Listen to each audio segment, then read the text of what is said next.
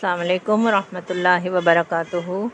नहमदुहु व नुसल्ली अला रसूलिहिल करीम, अम्मा बाद फ़अऊज़ु बिल्लाहि मिनश शैतानिर रजीम। बिस्मिल्लाहिर रहमानिर रहीम। सूरत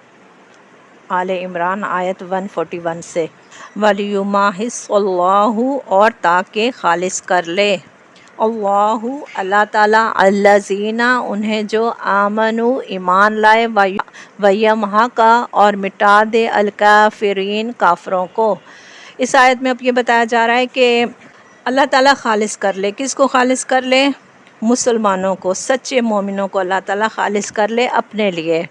और काफरों को तकलीफ़ देकर उनको कमज़ोर करना, उनको मिटाना, उनको ख़त्म करना है। मोमिन को जब तकलीफ़ मिलती है तो वो चमक उठता है और ज़्यादा निखर जाता है,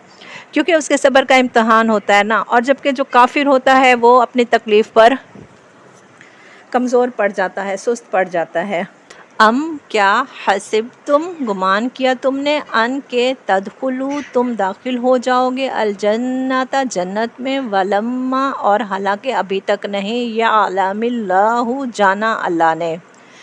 यानी इस आयत में बताया जा रहा है कि क्या तुम ऐसे ही जन्नत में चले जाओगे जबकि अभी तक अल्लाह ताला ने जाना ही नहीं है। अल्लज़ीना, उन्हें जिन्होंने जाहदू, जहाद किया, मिनकुम, तुम में से, व यअलमा, और ताकि वो जान ले, अस्साबिरीन, सब्र करने वालों को। मोमिन जो होता है ना, वो हर हाल में अल्लाह ताला की हिकमत की तलाश में रहता है। वो अपने लिए हर वक्त जन्नत को देखता है और वो उसी रास्ते पर चलता है, वही अमल करता है। जन्नत का रास्ता क्योंकि कांटों भरा है और उसके लिए आजमाइशें बहुत ज़रूरी हैं। तो फिर यह है कि अल्लाह ताला आजमाइश के ज़रिए साबरों को देखना चाहता है, सब्र करने वालों को देखना चाहता है, उनको छांटना चाहता है। जबकि मैदान बदर में भाग जाने वाले, जहाज से भाग जाने वाले जो थे वो बुज़दिल लोग थे, और वो मुसलमान खालिस मुसलमानों से अलहदा हो गए।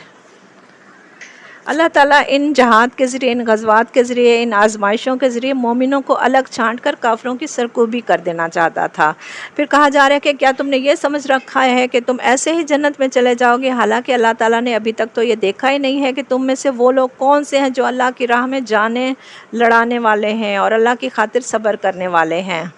वलक़द, और अलबत्ता तहकीक, कुन तुम थे, तुम तमन्नौना, तुम तमन्ना कर रहे थे, अलमौता, मौत की, मिन कब्ल, इससे पहले, अन के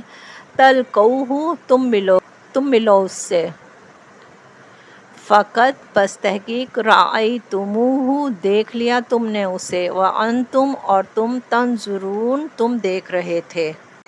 यानी तुम मौत की तमन्ना कर रहे थे और तुमने मौत को देख लिया। यानी मौत की तमन्ना करना तो मना है, लेकिन यह है कि शहादत का शौक़ रखना जो है वो ठीक है। शहादत भी अल्लाह की राह में हासिल करना, अल्लाह की राह में जहाद के ज़रिए या किसी और अमल के ज़रिए। अब यह है कि जो जन्नत वाले थे उनके लिए है कि वो हर हाल में खर्च करते हैं, खुशी में भी और तंगी में भी करते हैं, गुस्से को तबा लेते हैं, लोगों को दरगुजर करते हैं, एहसान करने वाले हैं। जुल्म या बेहयाई के कामों में वो अल्लाह को, या कामों को करने के बाद वो अल्लाह को याद करते हैं और अल्लाह से माफ़ी तलब करते हैं, अपने गुनाहों की बख्शिश करते हैं, अपनी गलतियों पर इसरार नहीं करते बल्कि अल्लाह ताला से फिर माफ़ी मांग लेते हैं, और फिर उनके लिए जन्नत है। ग़ज़वा उहद में जब रसूलुल्लाह सल्लल्लाहु अलैहि वसल्लम ने मदीने से बाहर निकलकर जंग का फ़ैसला किया था, उसकी वजह यही थी कि वो लोगों में शहादत की तमन्ना देख रहे थे, और उनको ये तमन्ना उस वक्त थी जब मौत उनके सामने नहीं आई थी। तो फिर जब उन्होंने जंग में शिरकत की तो फिर उनको मौत भी नज़र आ गई और उन्होंने हर चीज़ का मुशाहिदा अपनी आँखों से कर लिया था। उन्हें नेज़े की चमक भी नज़र आई, उनको मौत, तीर की यलगार भी नज़र आई, उनको मौत भी नज़र, तलवारों के साए में उनको मौत भी नज़र आई। तो ये उनकी शहादत का शौक़ था। व माँ, और नहीं है, मोहम्मदुन, मोहम्मद, इल्ला, मगर, रसूल, एक रसूल, क़द, तहकीक, खलत, गुज़र चुके, मिन क़ब्ली ही, इनसे पहले, रसूल, कई रसूल, अफ़ाइन, क्या फिर अगर, माता, वो मर जाएं, औ, या कुतिला, वो कत्ल कर दिए जाएं, इन कलब, तुम पलट जाओगे तुम, अला, اپنی ایڑیوں پر، ومن اور جو کوئی ین قالب پلٹ جائے گا، اللہ اپنی عاقبئی ہی اپنی دونوں ایڑیوں پر، فلن تو ہرگز نہیں، یا ضرورہ وہ نقصان دے گا، اللہ کو شیئا کچھ بھی، وَسَيَجْزِي اور عنقریب بدلہ دے گا، اللہ الشاکرین شکر کرنے والوں کو۔ اس آیت میں بتایا جا رہا ہے کہ محمد صلی اللہ علیہ وسلم جو ہیں وہ اللہ کے ایک رسول ہیں، اور ان سے پہلے بھی کئی رسول گزر چکے ہیں، پھر کیا وہ اگر مر جاتے یا قتل کر دیے جاتے تو کیا پھر تم الٹے پاؤں لوٹ جاتے؟ یاد رکھو، جو الٹے پاؤں پھر جائے گا تو اس سے اللہ کو کوئی نقصان نہیں ہوگا، بلکہ وہ خود اپنا ہی نقصان کریں گے۔ ہوا یہ تھا کہ جب نبی کریم صلی اللہ علیہ وسلم کی شہادت کی خبر جو ہے وہ غزوہ احد میں شہادت کی خبر مشہور ہوئی تھی، تو اکثر صحابہ کی ہمتیں چھوٹ گئی تھیں۔ اس حالت میں منافقین نے، جو مسلمانوں کے ساتھ ہی ابھی لگے ہوئے تھے، کہنا شروع کر دیا کہ چلو عبداللہ بن ابی کے پاس چلتے ہیں تاکہ وہ ہمارے لیے ابو سفیان سے امان لے دے، اور بعض نے یہاں تک کہہ ڈالا کہ اگر محمد خدا کے رسول ہوتے تو قتل کیسے ہوتے، چلو اب دین آبائی کی طرف لوٹ چلتے ہیں، یعنی کہ ان میں پس ہمتی، ان میں مایوسی پیدا ہو گئی تھی، نا امیدی پیدا ہو گئی تھی۔ انہی باتوں کے جواب میں اشارہ ہو رہا ہے کہ اگر تمہاری حق پرستی محض محمد صلی اللہ علیہ وسلم کی شخصیت سے وابستہ ہے، اور تمہارا اسلام ایسا سست بنیاد ہے کہ محمد کے دنیا سے رخصت ہوتے ہی تم نے کفر کی طرف پلٹ جانا ہے جس سے نکل کر تم آئے ہو، تو پھر اللہ کے دین کو بھی تمہاری ضرورت نہیں ہے، نہ ہی اللہ کو تمہاری ضرورت ہے۔ حضور صلی اللہ علیہ وسلم کے انتقال کی خبر سن کر لوگوں کو بہت صدمہ ہوا، لوگ ہل گئے تھے، حضرت عمر جیسے لوگ بھی ہل گئے تھے۔ تو پھر اسی کے سلسلے میں اسی پس منظر میں اس آیت کا نزول ہوا تھا۔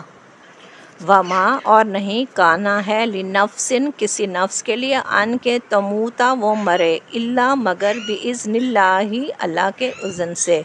کتاباً لکھا ہوا ہے، مؤجلہ مقرر وقت، ومن اور جو کوئی یرد چاہتا ہے، ثواب بدلہ دنیا کا، نؤتی ہی ہم دے دیتے ہیں اسے، منہا اس میں سے، ومن اور جو کوئی یرد چاہتا ہے، ثواب الآخرتی آخرت کا، نؤتی ہی ہم دے دیں گے اسے، منہا اس میں سے۔ یعنی اس آیت میں یہی بتایا جا رہا ہے کہ جو موت ہے وہ صرف جنگ کے میدان میں جانے سے نہیں آئے گی، موت اپنے مقررہ وقت پر آئے گی، جس کی موت جس وقت لکھی ہوئی ہے اس کو اسی وقت اس کی موت ملے گی، اور جو ہے ہر بندے کا عمل جو ہے وہ اس کی نیت پر ہے، اگر نیت درست نہیں ہوگی تو عمل بھی پھر ویسا ہی ہوگا، اور اس سے پھر دنیا میں ہی جو کچھ ملنا ہوگا مل جائے گا، اس کا پھر آخرت میں کوئی حصہ نہیں ہوگا۔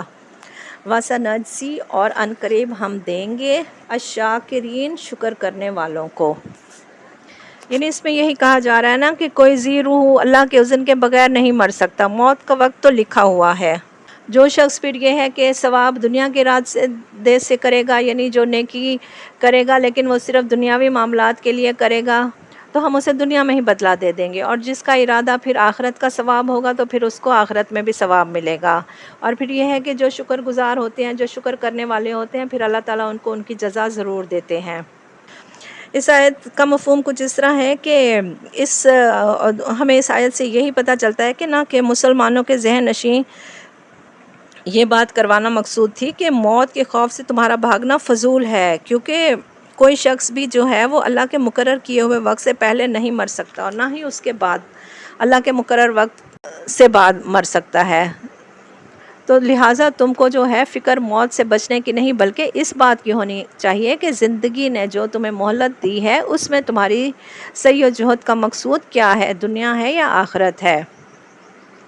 پھر یہ ہے کہ ثواب کے معنی ہے نتیجہ یا عمل، ثواب دنیا سے مراد یہ ہے کہ دنیاوی فوائد حاصل کر لینا، اور ثواب آخرت سے مراد یہ ہے کہ جنت کی تمنا کرنا، اور اسی سلسلے میں پھر کوشش کرنا، عمل کرنا، تاکہ آخرت کی زندگی میں پائیداری حاصل ہو، فلاح حاصل ہو۔ اسلام کے نقطہ نظر سے انسانی اخلاق کے معاملے میں فیصلہ کن سوال یہی ہے کہ آدمی جو دوڑ دھوپ کر رہا ہے وہ دنیاوی ہے یا دینی کے لحاظ سے ہے۔ پھر یہ ہے کہ شکر کرنے والوں کے لیے جزا ہے۔ شکر کرنے والوں سے مراد وہ لوگ ہیں جو اللہ کی اس نعمت کے قدر شناس ہوں اور اس کے دین کی صحیح تعلیم دے کر انہیں دنیا اور اس کی محدود زندگی سے بہت زیادہ وسیع اور ایک ناپید عالم کی خبر دیں، اور انہیں اس حقیقت سے آگاہی بخشی جائے کہ انسانی کوشش کے نتیجے میں دنیا کے چند سالہ زندگی محدود نہیں ہے، بلکہ زندگی کے بعد ایک اور عالم بھی ہے جہاں پر ہمیں جانا ہے، اور وہاں پر پھر ہمیں جو اصل ہمارا پھل ہے وہ ہمیں وہاں پر ملے گا۔ اس لیے جو اللہ تعالیٰ کے نیک اور شکر گزار بندے ہوں گے ان کو جزا ان کے اپنے عمل کی وجہ سے ملے گی اور ان کے عمل جیسی ملے گی، اور جو ناشکرے ہوں گے پھر ان کا انجام بھی اسی طرح کا ہوگا۔ سبحانک اللہم و بحمدک اشہد ان لا الہ الا انت استغفرک و اتوب الیک۔ السلام علیکم ورحمۃ اللہ وبرکاتہ۔